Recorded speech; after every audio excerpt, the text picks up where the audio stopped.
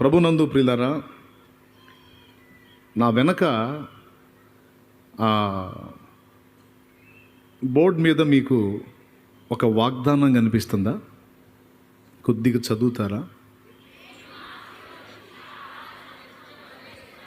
నేను నిన్ను ఆశీర్వదించి ఆకాశ నక్షత్రముల వలె విస్తరింపజేసేదను. ఇది అబ్రహాముకు దేవుడిచ్చినటువంటి వాగ్దానం.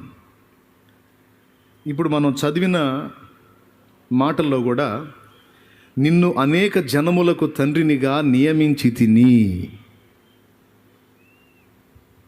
వాస్తవానికి అప్పుడు అబ్రహాముకి ఒక్క కొడుకు కూడా లేడు, అసలు సంతానమే లేదు. భార్య భర్త ఇద్దరు మృతతుల్యమైన శరీరాలను కలిగి ఉన్నామన్నట్లుగా అనుకున్నారు. సైన్స్ ప్రకారం ఎన్ని వైద్యాలు చేసి ఎన్ని తిప్పలు పడినా సహజంగా పిల్లలు పుట్టే పరిస్థితి వారికి లేకుండా అయిపోయింది.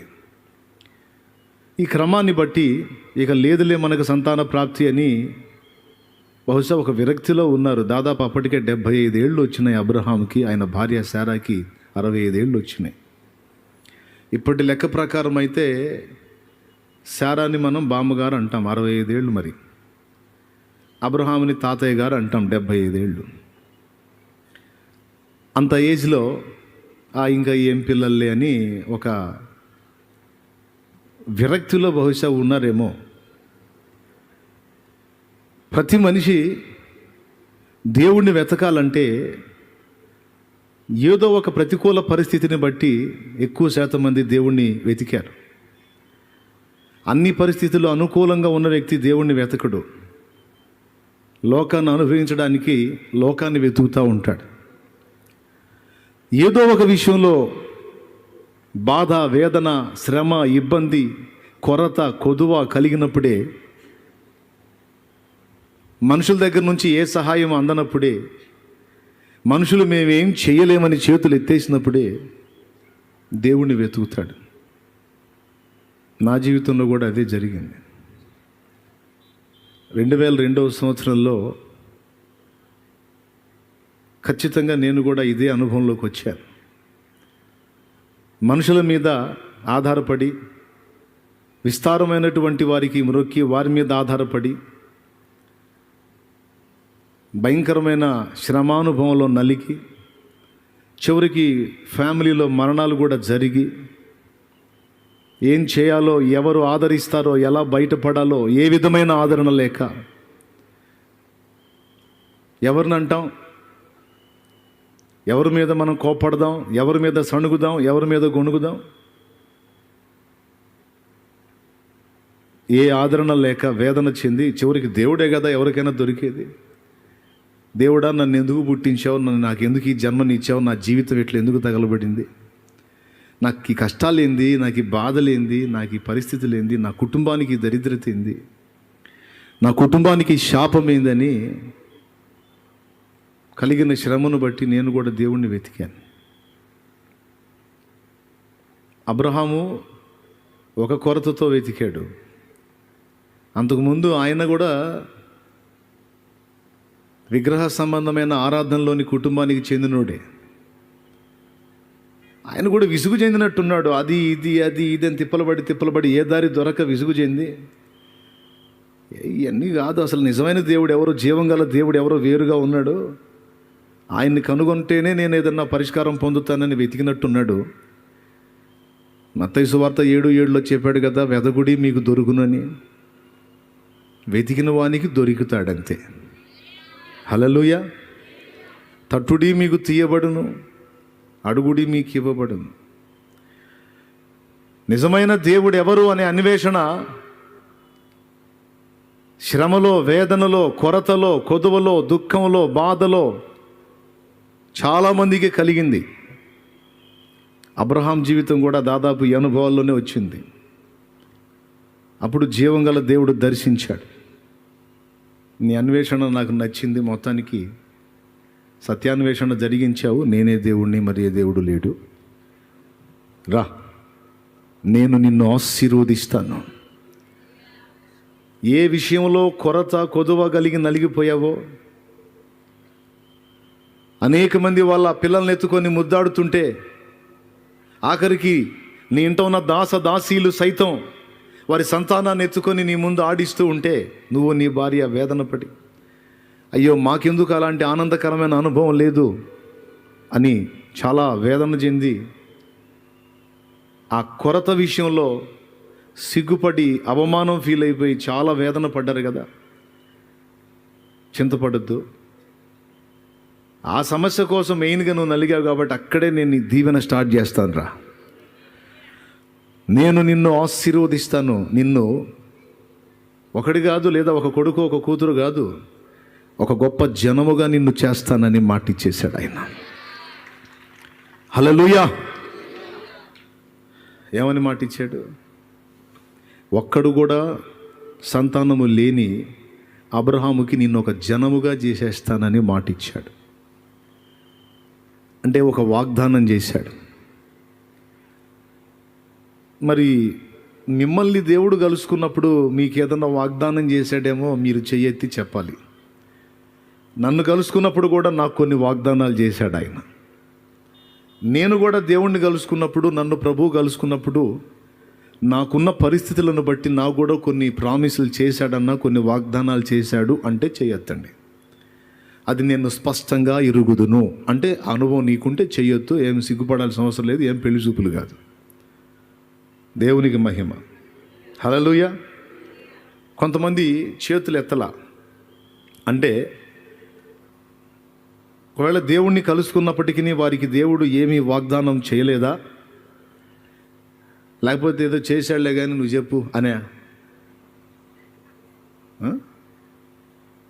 నాకు తెలిసి ఖచ్చితంగా ఏదో ఒక అక్కరలో, ఏదో ఒక శ్రమలోనే మనం దేవుణ్ణి వెతికాం. ఆయన మనల్ని కలుసుకున్నాడు. కలుసుకున్నప్పుడు ముందుగా మనకి ఆయన మాటల్లోని ఆదరణ, ఆయన వాగ్దానమే. హల్లెలూయా, హల్లెలూయా. అబ్రహాం విషయంలోకి వచ్చేసరికి ఆయన ఇచ్చినటువంటి వాగ్దానం వాస్తవంగా అప్పుడున్న పరిస్థితుల్లో అసాధ్యం. ఆ దేవుడేదో మాట్లాడాడులే, ఆయన ఇచ్చిన మాట ప్రకారం నాకు సంతానాన్ని ఇస్తాడు అని నమ్మటానికి, నిరీక్షించడానికి, ఎదురు చూడటానికి ఆధారము లేని పరిస్థితులు అవి. ఎందుకంటే 75 ఏళ్ల వయసు వచ్చిన వానికి ఒక 25-30 ఏళ్లలో పెళ్ళైతే కనీసం 40 ఏళ్ళు తిప్పలు పడి ఉంటాడు కదా. అవునా కాదా? అవునంటే నోరు తెరిచి అవునానండి, డౌట్ లేదుగా. 40 ఏళ్ళు తిప్పలు పడి ఉంటాడు. బహుశా ఆరాధనలు చేసి ఉంటాడు, కనపడ్డదాన్నల్లా సేవించి ఉంటాడు. ఏది? ఆ సమస్య పరిష్కారం అయిద్దని. తన పితరుల మార్గంలో నడిచి ఎన్నో తిప్పలు పడి వారు సేవించిన వాటిని ఎన్నిటిని ఆరాధించాడో, ఎన్ని వైద్యాలు పొందాడో, ఎంతమంది ఎన్ని సలహాలు చెప్పారో. అబ్రహాం గారు లేదండి, అబ్రహాము కాదు, అబ్రాము అవకాశం లేదండి, నీ భార్య పరిస్థితి బాగలేదండి, నీ పరిస్థితి బాగలేదండి, పిల్లలు పుట్టే ఛాన్స్ లేదండి అని. ఇదేదో సంతానం గొడవ అనుకోవాకండి. ఇక్కడ కూర్చున్న వాళ్ళల్లో ఎవరెవరికి ఏ రకాల సమస్యలు ఉన్నాయో ఆ సమస్యల్ని వదిలించుకోవడానికి నువ్వెన్ని తిప్పలు పడ్డావో, ఎన్ని ఆరాధనలు చేశావో, ఎన్నిటికి మొక్కావో, ఎన్ని బాధలు పడ్డావో, నియమనిష్టలతో ఎంత భక్తి చేశావో, ఎంతమంది ఎన్ని రకాల సలహాలు చెప్పారో. అబ్బో ఇది సాధ్యం కాదు, ఇది చాలా కష్టం అని, ఇది అట్లా, ఇది ఇట్లా, నువ్వు బయటపడే ఛాన్స్ లేదు, నీ పని అయిపోయింది, ఎవరెవరు ఎన్ని రకాలుగా నీతో మాట్లాడారో. నీ బాధలు నీకున్నాయి. అబ్రహాం అనేవానికి ఆయనకున్న సమస్యలు అయ్యి. ఏం సమస్య అంటే మెయిన్ ఒక అవమానకరమైన పరిస్థితి. పాపం శారమ్మ వెళ్ళి ఎవరు బిడ్డనన్న పట్టుకుంటే, ఆ గొడ్రాళ్ళు పట్టుకుంది, నా బిడ్డకి ఏమన్నా అయింది. గొడ్రాలకి శుభకార్యాలకు ఆహ్వానం ఉండదు. ఏదన్నా ఒక పని మొదలు పెట్టేటప్పుడు సంతానవతి చేత ప్రారంభింపజేస్తారు కానీ గొడ్రాల చేత చేయరు. కాబట్టి అదొక అవమానకరమైన జీవితం వాళ్ళకి. ఆ ఒక్కటే సమస్య. ఇక నీ సంగతి ఏంటంటే, నాకు బోల్డన్ని ఉన్నాయి, నాకున్న బాధలు నాకున్నాయి. అయితే ఆ ఒక్క సమస్య విషయంలో అబ్రహాం పరిస్థితి ఏంటంటే, నిరీక్షించడానికి ఆధారం లేనటువంటి పరిస్థితి. ఎట్లనన్నా బయటపడతాం, ఈ కార్యం జరిగిద్దని ఎదురు చూడటానికి అవకాశం లేని పరిస్థితి. అలాంటి పరిస్థితుల్లో దేవుడు చెప్పిన వాగ్దానాన్ని, దేవుడిచ్చిన ప్రామిస్ని అవిశ్వాసము చేత సందేహింపక విశ్వాసం ఉంచాడు అని వాక్యం సెలవిచ్చింది. ప్రియులారా, వాగ్దానం దేవుని దగ్గర నుండి మనిషికి వచ్చిన వాగ్దానాలు 2 రకాలు. జాగ్రత్తగా వినండి. దేవుని దగ్గర నుండి మనిషికి వచ్చిన వాగ్దానాలు 2 రకాలు. ఒకటి సార్వత్రికంగా అందరికీ వర్తించేటువంటి వాగ్దానాలు, 2 వ్యక్తిగతంగా మనకి దేవుడిచ్చే వాగ్దానాలు. సార్వత్రికంగా అందరికీ ఇచ్చేటువంటి వాగ్దానాలు ఏంటంటే,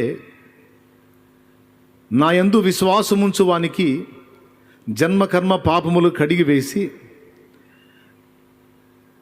నా యందు విశ్వాసముంచి మారు మనసు పొంది బాప్తిస్మం పొంది రక్షణానుభవంలోనికి వచ్చిన వానికి నేను ఒక ప్రామిస్ చేస్తున్నాను. ఏంటంటే, వానికి నిత్య జీవం అనుగ్రహించబడుతుంది. ఇది దేవుని వాగ్దానం.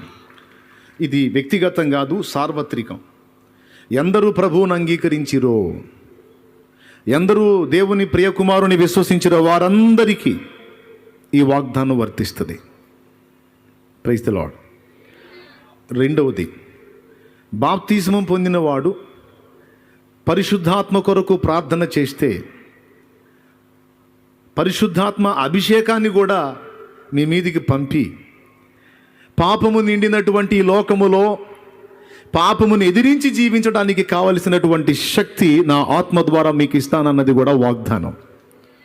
ఇది డైరెక్ట్గా అపోస్తల కార్యం 1వ అధ్యాయంలో ప్రభు తానే సెలవిచ్చాడు. ఒకసారి మీరు చూడగలిగితే అపోస్తల కార్యం 1వ అధ్యాయంలో 4వ వచనాన్ని ఒకసారి చూడండి. ఆయన వారిని కలుసుకొని ఇలాగూ ఆజ్ఞాపించెను, మీరు యెరూషలేము నుండి వెళ్ళక నా వలన వినిన తండ్రి యొక్క వాగ్దానము కొరకు కనిపెట్టుడి. దేనికోసం? నా వలన వినిన తండ్రి యొక్క వాగ్దానము. ఏమిటి వాగ్దానం? ఎవరిని గూర్చిన వాగ్దానం అంటే పరిశుద్ధాత్మ దేవుని గూర్చిన వాగ్దానం. నేను వెళుతున్నాను, నీతో ఎల్లప్పుడూ ఉండుటకై వేరొక ఆదరణకర్తను నేను మీకోసం పంపిస్తాను అని ఎవరిని గూర్చి చెప్పాడు? పరిశుద్ధాత్మను గూర్చి చెప్పాడు. ఇది కూడా సార్వత్రికమే, వ్యక్తిగత వాగ్దానం కాదు. విశ్వసించిన వారికల్లా రక్షణ ఎలాగో, నమ్మి పాపక్షమాపణ నిమిత్తమై మారు మనసు పొంది బాప్తిస్మం పొందిన వానికల్లా నిత్య జీవము ఎలాగా అందరికీ సంబంధించిన వాగ్దానమో, అలాగే రక్షణానుభవంలోనికి వచ్చిన వాడు పరిశుద్ధాత్మను పొందటానికి ప్రార్థన చేసి ఆయన వాగ్దానం చేసిన దాన్ని గురించి విజ్ఞాపన చేస్తే, ప్రత్యేకంగా ఆయన తన పరిశుద్ధాత్మను కుమ్మరించటం అనే వాగ్దానం ఎంతమంది అయితే చేస్తారో ప్రార్థన అంతమందికి అది చెందింది. అది ఎవరో నేను షాలేం రాజుకు మాత్రమే పరిశుద్ధాత్మ అభిషేకాన్ని ఇస్తాను, ఇంకెవరు చేసినా నేను ఇవ్వననేదేం కాదు. Praise the Lord. Hallelujah. Right. ఆయన నామాన్ని బట్టి సువార్త ప్రకటించిన వారికి, శ్రమలను సహించిన వారికి కిరీటము, సింహాసనము సార్వత్రికమే, వ్యక్తిగతం కాదు. అది అందరికీ. ఆయన నామాన్ని ప్రకటించి ఆయన నామము నిమిత్తము శ్రమ నొంది ప్రయాసపడే వారికి కిరీటం, సింహాసనం, పరలోక ప్రభుత్వంలో నిత్యాధికారం, ఇది కూడా వాగ్దానమే. నేను చెప్పింది కాదు. ప్రకటన గ్రంథం 3వ అధ్యాయం ఒక్కసారి తీసుకోండి బైబిల్లోంచి. ప్రకటన గ్రంథము 3వ అధ్యాయము 21వ వచనం చూడండి. నేను జయించి నా తండ్రితో కూడా ఆయన సింహాసనమునందు కూర్చుండి ఉన్న ప్రకారము జయించు వానిని నాతో కూడా నా సింహాసనమునందు కూర్చుండని. జయించు వానిని, ఎంతమంది అయితే ఈ జయ జీవిత అనుభవంలోనికి వస్తారో, జయించు వానిని నా సింహాసనమందు కూర్చుండనిత్తును. యేసయ్య ఏ సింహాసనం మీద కూర్చున్నాడని చెప్పాడు? తండ్రి సింహాసనం. తండ్రి సింహాసనం ఉంది, యేసయ్య సింహాసనం కూడా ఉంది. తండ్రి కూర్చున్నాడు, తండ్రి కుడి పార్శ్వమున ప్రభువు కూర్చున్నాడు. Praise the Lord. నేను జయించి నా తండ్రి సింహాసనం ఎక్కాను, మీరు కానీ జయిస్తే నా సింహాసనం మీద మిమ్మల్ని కూర్చోబెడతాను. ఇది వ్యక్తిగతమా? ఈ వాగ్దానం అందరికీ చెందిందా? ఎవరు పాటుపడితే, ఎవరు జయిస్తే, ఎవరు పోరాటంలో గెలిస్తే వారందరికీ కూడా. జయించు జయించు జయించు జయించువానికి అంటాడు కదా. ఏం జయించాలి ఇంతకీ? ఏం జయించాలో ఒకే ఒక్క మాటలో తేల్చి చెప్పేశాడండి పౌలు మహనీయుడు. తిమోతికి రాసిన 2 పత్రిక 4వ అధ్యాయం 7వ వచనంలో చెప్పేశాడు. మంచి పోరాటము పోరాడి తిని, నా పరుగు కడముట్టించి తిని, విశ్వాసము కాపాడు. అది నీవు ఎవని యందు విశ్వాసం ఉంచావో ఆయన వైపు నుండి నీ విశ్వాసాన్ని తొలగించడానికి, నిన్ను బలహీనపరిచి నిర్వీర్యపరచడానికి, నీ విశ్వాసం మీద జరిగేటువంటి దాడులన్నిటినీ తట్టుకొని ఎదిరించి నిలిచి జయించాలి. హల్లెలూయా, హల్లెలూయా. అసలు పోరాటం అది. శరీరేచ్ఛలను జయించాలి, లోకాన్ని జయించాలి, పాపాన్ని జయించాలి, దుష్టశక్తులను జయించాలి అంటాం కదా. ఒక్కసారి ఆలోచించండి. శరీరాన్ని జయించుట అనే ఒక్క మాటను తీసుకొని ఆలోచన చేద్దాం. సాధ్యమేనా? శరీరాన్ని జయించేశానండి, ఇక నాకు శరీరంలో ఇక ఏ ప్రాబ్లం లేదండి. పౌలు చెప్పలా ఆ మాట. అనేకులకు ప్రకటించిన మీదట నేనే భ్రష్టుడనగుదునేమో అని నా శరీరమును నలగగొట్టుకొని దాన్ని లోబరుచుకొనుచున్నాను అన్నాడు. అంటే అర్థం ఏంటి?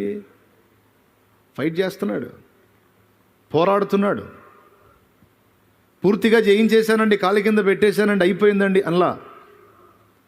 అనేకులకు ప్రకటించిన మీదట నేను భ్రష్టుడనగుదునేమో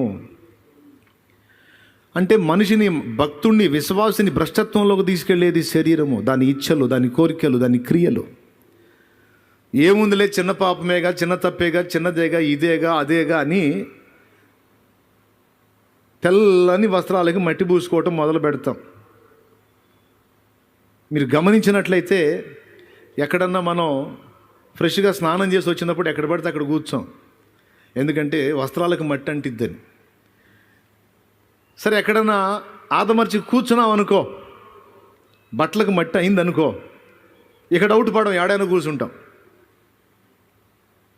మొదటిసారి వస్త్రాలకు మట్టి అంటిన దాకే మనం జాగ్రత్త వహిస్తాం. ఒకసారి మట్టి అయిందంటే ఇక ఫీలింగ్ పోయిద్ది, ఎక్కడైనా కూర్చుంటాం. బ్రదర్ మట్టి ఉంది బ్రదర్, అక్కడ డస్ట్ ఉంది అంటే అంతకు ముందే అయ్యిందిలే బ్రదర్, ఏముంది కానీ. అది అర్థమైందా? అనేకులకు ప్రకటించిన మీదట నేనే భ్రష్టుడనగుదునేమో అంటే ఇతరులకు ఆయనను పరిచయం చేసి, ఇతరులకు బోధించి, ఇతరుల ఆత్మను రక్షించేటువంటి పనిలో నా వ్యక్తిగత సాధనను కోల్పోయి, నా భక్తి సాధనను కోల్పోయి, బోధించడానికి అలవాటు పడిపోయి, బోధించేదాన్ని నేను అనుసరించడం మానేసి ఎక్కడ నేను భ్రష్టత్వంలోకి వెళ్ళిపోతానో. ఎందుకంటే ప్రార్థన చేయాలి, మనం ప్రార్థన చేయాలని అయ్యగారు ప్రార్థన చేయడు. ఆ మెట్టు దాటా బ్రదరు, నేను ఇప్పుడు వరకు కళ్ళు మూసుకొని ప్రభు అన్న కూడా ఏందో అంటాడు. వాక్యం ధ్యానం చేయాలని బోధించి వాక్యం ఏం చదవడు. ఎందుకంటే చదివేసా బ్రదర్, ఇప్పుడు మస్తు సార్లు చదివారు, మొత్తం గుర్తుంటుంది మనకి. పరిశుద్ధంగా ఉండాలి జీవితం, జాగ్రత్త. కళ్ళు పవిత్రంగా ఉండాలి, చెవులు పవిత్రంగా ఉండాలి, నోరు జాగ్రత్తగా ఉండాలి, అది జాగ్రత్తగా ఉండాలి, ఇది జాగ్రత్త. బోధించి ఈయన కళ్ళు, చెవులు, నోరు, ఈయన శరీర స్థితిని మర్చిపోతాడు. ఏం లేదండి, ఒక చోట బలహీనపడితే ఇక స్టార్ట్ అయింది. ఒకసారి అడుగు జారితే ఇక 100 సార్లైనా భయపడాడు ఏ మనుషుడైనా. ఎంతమందికి అర్థమవుతుంది? అర్థమైతే చేయొద్దండి, స్తోత్రం చెప్పండి. అబ్బే, ఈ 4 స్వరాలు వినపడుతున్నాయి కానీ ఎంతమంది ఉండి అసలు ఏ సప్పుడు లేదు. ఒకసారి గట్టిగా అది సౌండ్ ఎంత బాగుంది. బాగా వినాలి ప్లీజ్, సీరియస్ మ్యాటర్. ఏదో ఒకటి చెప్తాడు అనుకోవద్దు. ఇది విలువైన ప్రదేశం కాబట్టి దేవుడు శ్రేష్టంగానే మనకు అందిస్తాడు వాక్కుని. జాగ్రత్తగా తీసి చేసుకుందాం. మనం అందరూ నేర్చుకుందాం. కొంతమంది వినటానికి అలవాటు పడతారు, విని దాటి అవతలికి వెళ్ళగానే వదిలేస్తారు. ఎదుటి వాళ్ళకి బోధించి బోధించి బోధించి బోధించి తాను వినటం మానేస్తాడు. ప్రసంగం వినాలంటే ఏం బాధ. మస్తు ప్రసంగాలు నేనే చేస్తున్నాను. నేను వినేది ఏంది ప్రసంగం, నేను మెసేజ్లు వినేది ఏంది, నేను వాక్యం వినేది ఏంది. ఇదంతా సేవకుల గురించి చెప్పట్లా. పౌలు అనేకులకు ప్రకటించిన మీదట నేను భ్రష్టుడిని అవుతానేమో అని నా శరీరమును నలగొట్టుకొని దాన్ని లోబరుచుకుంటున్నాను అన్నాడు. అంటే శరీరములో ఈ తత్వం ఉంది. దీన్ని బట్టి చిన్నగా పాప జీవితంలోనికి లాక్కెళ్ళి ఒక్కసారి దారి మళ్ళించి ఇక ఆ తర్వాత మిగిలిన వాటన్నిటిలోకి తీసుకెళ్ళి చివరికి ఏ పరిస్థితిలోకి వెళ్ళిపోయిద్దంటే విశ్వాస భ్రష్టత్వంలో కూడా తీసుకెళ్ళిద్ది. పాపానికి అంత సంధిస్తే చాలండి, ఇక చిన్నగా మొదలయ్యి ఊరుకోండి బ్రదరు, విశ్వాస భ్రష్టత్వం ఎందుకు వచ్చింది. కానీ భ్రష్టత్వం అంటే తెలుసా? భ్రష్టత్వం అంటే తొలగిపోవుట, కోల్పోవుట. పదవీ భ్రష్టుడు అనగా పదవిని పోగొట్టుకున్నవాడు. విశ్వాస భ్రష్టుడు అనగా విశ్వాసమును కోల్పోయినవాడు. ఒకప్పుడు ఏసే నా రక్షణ ఆధారం, ఏసే నిత్య జీవానికి మార్గం అని నమ్మినోడు తర్వాత ఏసు లేదు, గీసు లేదు, నాకు ఆయన అవసరమే లేదు అనేదే విశ్వాస భ్రష్టత్వం. అంటే నేను ఆ మాట అంటామా, నేను ఆ పని చేయటమా? చచ్చిపోయినా అది జరగదు బ్రదరు, భలే పని. అంటే పౌలు కాడికి మొనగాడిపోయింది, లేదా పౌలు కాడికి మొనగత్తెవా? ఆయనే చెబుతున్నాడు, అనేకులకు ప్రకటించిన మీదట నేనెక్కడ భ్రష్టుడని అవుతాను. అంటే భ్రష్టత్వం అనగా విశ్వాసము నుండి తొలగించేటువంటి సాతాను కుట్ర పౌలంతటి వానికి కూడా జరుగుతుంది. అంటే ఇక నువ్వు నేనెంత? మహాజ్ఞానిగా పేరుగాంచిన వాడెవరు? ఏందో ఉస్సు అంటున్నారు తప్ప మాట బయట రావట్లే. ఏంటిది? సొలొమోను మహారాజా. ఓ కరెక్టే, జ్ఞాని. ఏదన్నా తప్పిపోతే నీలాంటి నాలాంటి వాడు తప్పిపోతే అర్థం ఉంది, కానీ సొలొమోను తప్పుతాడా? ఏం ఆలయం కట్టించాడు, పొద్దున ఒక రంగు, మధ్యాహ్నం ఒక రంగు, సాయంత్రం ఒక రంగు. 3 పూట్ల దేవాలయం 3 వర్ణాల్లో కనపడిద్దంట దూరం నుంచి చూసేవాడికి.